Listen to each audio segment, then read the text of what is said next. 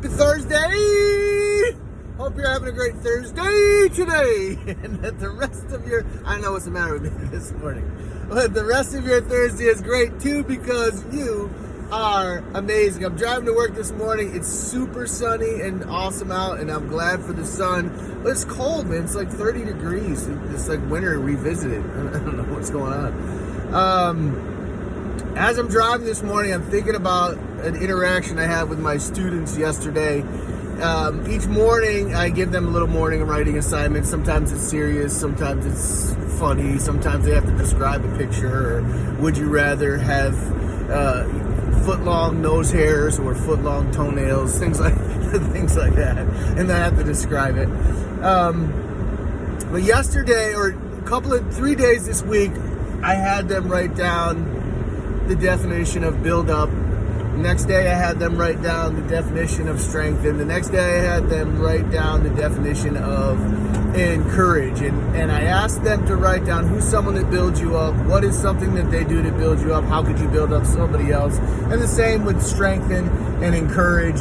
Yesterday, one of the kids was writing and he said, well, I don't really know if I'm encouraging or not, and then he went on to the rest of his reading the rest of his writing to us.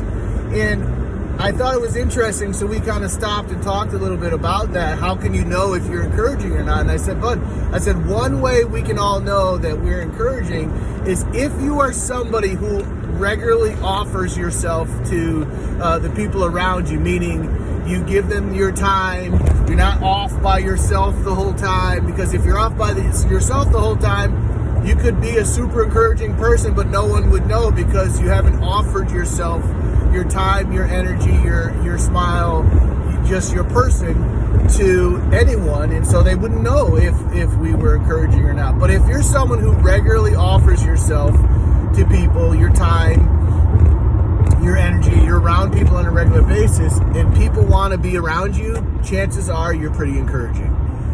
And if you are somebody who regularly offers yourself to folks and, you're around them and they don't want to be around you, chances are you're not that encouraging. And so we talked a little bit about how that's an easy gauge for us to know whether we're encouraging or not, because the reality is encouraging people are a magnet. Discouraging people that discourage others are a repellent, or kind of like opposite sides that push each other away when you're using magnets. And so we talked about that a little bit, and I thought that was just a good reminder for me and for all of us that as we go on a daily basis, we all have encouragement on the inside of us that we can offer to others. And if you're someone who regularly puts people down and discourages people, or you're a fault finder, a naysayer, a negative nanny, you're not an encouraging person, and if we're like that, we're going to repel the people that are around us.